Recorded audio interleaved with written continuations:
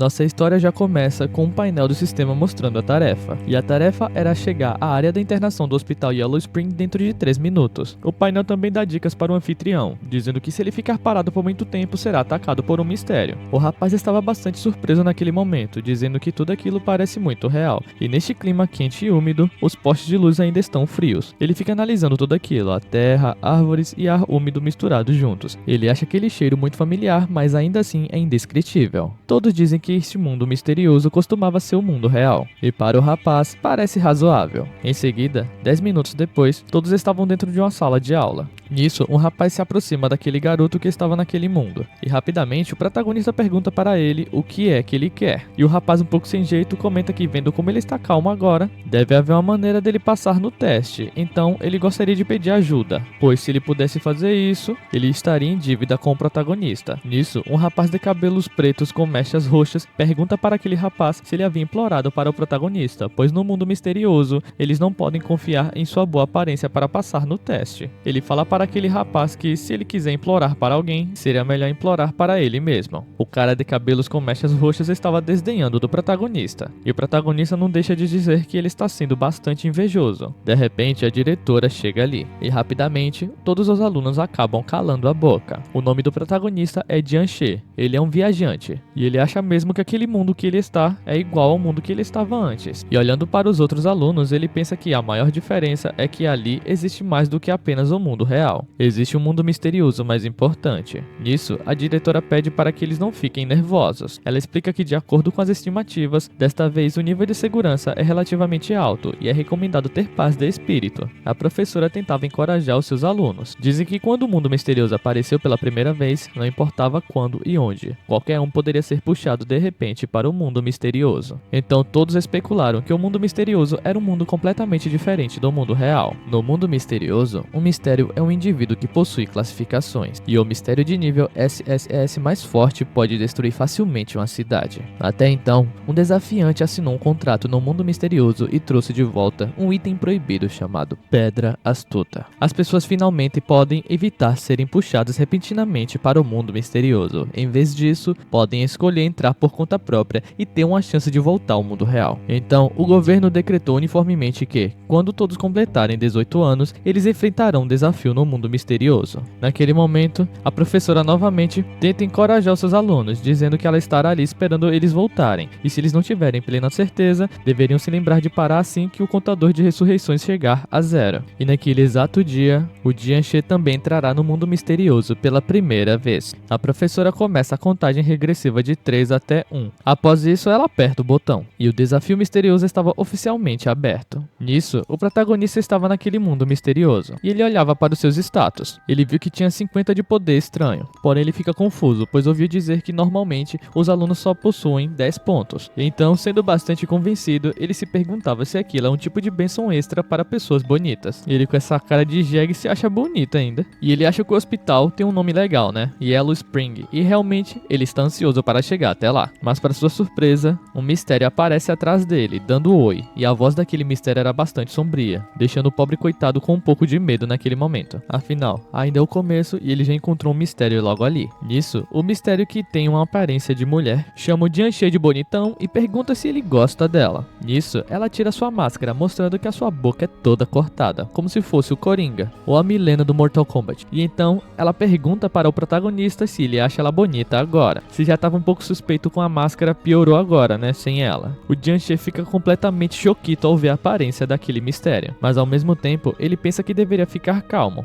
pois uma garota com a boca aberta, ele acha que lembra como lidar com ela depois que a professora havia explicado em uma aula. Porém, ele se dá conta de que estava bastante prejudicado naquele momento, pois ele havia esquecido. O Jian She é o típico aluno preguiçoso, o estudante que come queijo e esquece das coisas. Nisso, a mistério que tem a boca da Milena se aproxima dele novamente, o chamando de bonitão e perguntando se ele acha que ela é bonita. Porém, ao invés de respondê-la, ele finge que é mudo, dando as costas para ela e começando a caminhar como se nada estivesse acontecendo. Mas vendo que ela não fez nada, ele simplesmente começa começa a correr, dando tchau e chamando ela de esquisita. Enquanto ele corre, ele acha que ela não pode alcançá-lo, mas para sua surpresa, ela simplesmente aparece ao seu lado, o deixando de olhos arregalados. E obviamente ela faz a mesma pergunta que ela já havia feito algumas vezes, até que ele para de correr e pede para ela acalmar um pouco. Nisso, ele simplesmente dá um mortal para trás, para ter um pouco de distância daquela Kuchisake. Então, ele pergunta para ela com um jeito bastante convencido se ela também não acha que ele é bonito. E a Kuchisake sente um pouco de vergonha alheia naquele momento, achando que aquele cara é xarope. E novamente ela pergunta para ele se ele acha que ela é bonita. O rapaz começa a correr bastante amedrontado, dizendo que o parafuso do cérebro dela afrouxou, e ele queria entender o motivo dela estar perseguindo ele dessa forma. Porém, ele não é muito diferente dela, pois ele para de correr e pensa que ela com aquele salto alto simplesmente é uma mulher camarão. Ele também não entende o motivo dela estar repetindo aquela frase. O mistério pensa que aquele garoto é muito astuto, pois ele deliberadamente não está falando com ela. Ela pensa que já que é desse jeito, pelo bem da atuação dela, ela deveria usar um pouco de poder estranho, mesmo que seja contra as regras. Então, ela lança sua tesoura vermelha gigante na direção dele. Porém, o sistema simplesmente abre, dizendo que a ameaça misteriosa foi detectada. E isso acaba bloqueando o ataque dela. E naquele momento, o sistema dá uma dica, dizendo que a decepção e as mentiras encheram suas mãos de sangue. A feiura e a solidão a tornaram vingativa, mas ninguém imaginava que ela também ansiava por beijos e amor. Vendo aquilo, o Jianxie se dá conta do que realmente ele deveria fazer. E ele fica bastante feliz, pois aquilo é um sistema e ele tirou a sorte grande, então ele agradece a Deus por isso, pois finalmente chegou a sua hora. E então, ele fala para aquela mistério que está tudo bem, a chamando de rapariga feia, e fala que hoje vai rolar o tchê-tchê-tchê-tchê. Obviamente, ela não entende bulhufas do que ele está falando. Porém, o sistema simplesmente some, e ele fica se perguntando se o sistema está bugado. Rapidamente, ele começa a olhar para suas roupas, pois ele imaginava que iria ter algum tipo de hack, ou algum tipo de dragão poderoso ao seu lado, ou uma arma suprema. Ele não imaginava que o sistema só iria dar dicas. A Kuchisake pergunta como ele ousa provocá-la. E em sua vida, o que ela mais odeia são homens que flertam com ela. Naquele momento, vendo que as coisas estão ficando complicadas para ele, o Jianxie pensa e ao mesmo tempo se pergunta se a Kuchisake está ficando com raiva. Ele quer saber se ela vai rasgar sua boca, e isso é demais, reconhecendo que ele é muito cego. Então, ela pergunta da última vez, mas de repente, de uma maneira completamente aleatória, o Jianxie começa a carregar ela. A Kuchisake fica com as bochechas coradas naquele momento, perguntando para o Jianxie o que ele está fazendo. E naquele momento, o estudante pensa que na aula, o professor havia dito que se ele puder entender algo, então ele vai perceber. Se o sistema realmente não tem nada além de dicas, então a resposta deve estar nas dicas. Ele acha que um homem pode ser imprudente, mas a vida é mais importante, então o sistema deveria não enganá-lo. Então, em um tom romântico, o Jianxie fala para ela que era uma vez um amor verdadeiro, bem na frente dele, porém ele não sabia apreciá-lo. Ele não se arrependeu até perdê-lo, e se Deus desse outra chance para ele, mas naquele momento ele é interrompido pela Kuchisake, perguntando para ele por qual motivo ele está falando com ela daquele jeito. E bastante sem graça, o estudante pergunta para ela se ela acredita em amor à primeira vista, e ela não entende o que ele quer dizer. E o protagonista simplesmente dá uma bitoca nela. A Kuchisake fica bastante sem graça, o chamando de maldito. Porém, o Jianxie, que é bastante esquisito, pensa que fora o gosto de sangue, até que tem um gosto docinho. Muito estranho esse cara. Então, se sentindo bastante envergonhada, a Kuchisake fala que o seu nome é Xiao Lei, e ela dá as costas. Correndo, ela fala que vai se vingar. E o esquisitão fica sozinho ali, olhando pro céu e falando que o gosto da boca dela é muito bom. Quase que a varinha dele havia feito espelharmos. Até que o painel do sistema dá parabéns para ele, pois ele havia completado a missão secreta com sucesso. E a recompensa foram os itens proibidos de grau F e a tesoura ensanguentada. Nisso, ele pega a tesoura para dar uma olhada. Ele não esperava que ia conseguir itens proibidos logo no início. Ele fica feliz naquele momento. A aura do protagonista está dentro dele, e ele não pode ser covarde. Pelo menos é isso que ele imagina. Ele chega ao hospital Yellow Spring e consegue fazer a tarefa. E agora ele tinha uma nova tarefa como a principal. Ele deveria ser como um enfermeiro e deveria cuidar bem dos pacientes. O tempo da tarefa eram 7 dias. O sistema também dá dicas, dizendo que ele deveria ter um bom relacionamento com o paciente para poder adicionar pontos. E ele deveria dormir em paz após escurecer, não deveria abrir os olhos de forma alguma. Ele entra no local e lá tem uma mulher de saltos vermelhos. Ela é bastante atraente e comenta que é outro recém-chegado. Ela pergunta para o protagonista se ela está certa que ele é o Jianxie. E ela deixa claro que ele é responsável por 4 pacientes e ele deve voltar até ali à noite para receber o pagamento. E ela deixa claro que tem uma paciente no quarto 401 que precisa de serviços especiais e ele deveria ir lá primeiro. Confuso, ele pede desculpa para aquela mulher e pergunta se há mais alguém além dele. E ela o responde dizendo que saberá depois do trabalho. No entanto, uma dessas pessoas morreu mais cedo. Mesmo que seja lixo, ela acha que o gosto é bastante bom. E ela faz uma careta muito estranha, demonstrando ser psicopata. Naquele momento, o protagonista se pergunta o que diabos acabou de acontecer na frente dele. E também, ouvindo as palavras dela, ele ficou sem entender porque parece que a pessoa foi comida, mas tem questão da possibilidade de ressurreição. Então, caminhando dentro daquele hospital, ele vê que tá tudo largado às traças. Ele se perguntava se não deveria haver uma enfermeira de plantão. Olhando a agenda, ele vê que há 8 quartos naquele andar, mas apenas 4 estão ocupados por pacientes. E ele acha que isso é muito bom, pois a carga de trabalho será reduzida pela metade. Ele também não está preocupado, pois a missão é de nível E, então não deve ser tão difícil. Nisso, ele vai até o quarto 401, que está repleto de sangue na porta. Ele fica bastante frustrado naquele momento com aquela cara feia dele, pensando que ele deveria ficar calmo, pois talvez não seja tão difícil quanto parece. A dica do sistema é que os pacientes neste quarto são muito barulhentos e quando ele entrar, será atingido por uma cabeça humana. Mesmo que não seja fatal, será muito perigoso se ele perder o orgulho de enfermeiro na frente dos pacientes. Então, ele pega a tesoura pensando que realmente é um mundo misterioso. Ele abre a porta chutando ela, gritando, dizendo que eles podem até esmagar a cabeça de alguém por diversão. É bastante interessante, até que a cabeça realmente voa na direção dele. E ele crava sua tesoura naquela cabeça. Os pacientes ficam surpresos com a forma que ele estava lidando com aquilo. E naquele momento o protagonista pensa e ao mesmo tempo se pergunta quem foi que havia dito que eles são barulhentos. E bastante convencido, ele se perguntava se talvez a beleza dele havia deixado eles perplexos. Enquanto a paciente, que era uma pequena garotinha segurando seu urso, se perguntava o que tinha acontecido com aquele cara, pois era só uma brincadeira e ele simplesmente enfiou a tesoura na cabeça. Nisso, o protagonista se apresenta dizendo que ele é o novo enfermeiro, e ele ouviu da enfermeira-chefe que alguns deles precisavam de serviços especiais, e a cabeça que estava enfiada no chão fala que na verdade era ela que precisava do atendimento. E o Jianxie pergunta se então foi ela que havia chamado. Ele pede desculpa dizendo que vai puxar aquela tesoura. Porém, o sistema dá uma dica, mostrando o pensamento daquela paciente, que quando ele tirasse a tesoura da cabeça dela, ela iria comê-lo. Nisso, a cabeça pergunta se ele não disse que iria tirar, e então ele destrói o resto da cabeça com a tesoura, deixando os outros 2 pacientes bastante assustados. E então, com bastante ironia, ele pede desculpa. Com um tom bastante sombrio em sua voz, o Jianxie fala que não sabia que a cabeça dela fosse tão frágil. Então, ele pede licença e pergunta se eles vão precisar de algum tipo de serviço especial. E os outros 2 pacientes ficam bastante assustados, dizendo que eles não precisam. Então, ele pergunta para o corpo sem cabeça se ele precisa que junte a cabeça novamente ao corpo. E o corpo fica horrorizado, dizendo que não precisa e deixa claro que consegue se curar. Em seguida, o Jianxie escuta um chamado pelo alto-falante, dizendo que era para ele ir para o quarto 402. Após chegar na porta do quarto, ele vê que não tem dica do sistema. E ele acha que por não ter essas dicas, parece que não tem problemas por enquanto. Após ele entrar, se depara com uma criatura com o rosto deformado. Ele simplesmente se esquiva para não ser atingido por aquela monstruosidade, e um cara que estava dentro do quarto de ponta cabeça comenta que ela havia dito que o menino era muito tímido e perguntou se poderia acalmá-lo. Porém, o rapaz não entende muito bem o que aquele cara disse e pergunta se ele está falando de uma criança. E o cara que estava de ponta cabeça aponta, realmente era um bebê. Mas o Jianxie não gosta nem um pouco disso e pergunta se eles não conseguem resolver um problema assim sozinhos. E o rapaz o responde dizendo que já que eles conseguiriam resolver isso, então o enfermeiro não serviria para nada. E o Jianxie concorda, dizendo que o que ele acabou de dizer faz muito sentido. Mas ele também não tem cara de ser o pai daquela criança e só falta pedir pensão para ele agora. Até que o sistema o avisa dizendo que se o enfermeiro não fizer o seu trabalho, mesmo se o paciente comer o enfermeiro, a enfermeira-chefe não dirá nada. Então, o Jianxie pega aquele bebê e pede para que ele não chore. Porém, o bebê simplesmente fala, dizendo que tá tudo bem. Mas ele está com fome e se a história não for boa, então ele vai acabar comendo o enfermeiro. E o Jianxie responde dizendo que na verdade não importa. O bebê fica um pouco surpreso, pensando e ao mesmo tempo se perguntando se o enfermeiro não é um pouco calmo demais. E o Jianxie continua dizendo que está tudo bem e ele vai contar uma história de fantasma. Ele fala que era uma vez 4 bebês com antenas na cabeça. Porém, o bebê rapidamente fica com a cara de demônio, dizendo que essa história é ruim. Ele não consegue dormir e está com fome. Então é a receita para uma completa desgraça. Mas o Jianxie rapidamente age, colocando a sua tesoura na boca daquele bebê, perguntando para o bebê se a mãe dele não havia ensinado que interromper alguém quando está contando uma história é algo completamente errado. E enquanto ele cuidava daquele bebê, os estudantes estavam comentando que ouviram dizer que o One Wei foi comido pelo seu paciente. Os estudantes não estavam mais aguentando, e olha que eles iriam trabalhar por mais 6 dias. E lá chega o protagonista, dizendo que é terrível que eles forçaram ele a ouvir histórias de fantasmas. De repente, a enfermeira-chefe chega no local, e os rapazes ficam um pouco ansiosos. Ela estava ali, e eu não entendo muito bem o motivo deles estarem tão ansiosos para vê-la. E um rapaz foi bajular ela, dizendo que ela trabalhou muito. Porém, aquela enfermeira-chefe tem um pavio curto, e rapidamente atinge aquele rapaz. Ele cai duro no chão e todos ficam surpresos com aquela enfermeira-chefe. Ela comenta que está tendo tarefas que não foram concluídas e muitos pacientes estão reclamando, então ela chama aqueles estudantes pacotes de coisas inúteis. Então ela sai entregando o salário com base no desempenho que eles tiveram hoje. Ela também explica que há máquinas de venda em cada andar e eles podem comprar comida e bebida com seus pontos. Em seguida, as enfermeiras irão para a área de espera de seu andar à noite. Ela pede para que o faxineiro vá com ela, pois o quarto dele fica no térreo, e ela deixa claro que também iria avisar novamente. Todos deveriam ir para a cama quando estiver escuro, sem exceção. E também não deveriam abrir os olhos mesmo se algo acontecer, pois caso contrário, eles terão que arcar com os riscos sozinhos. Em seguida, o protagonista vai comprar.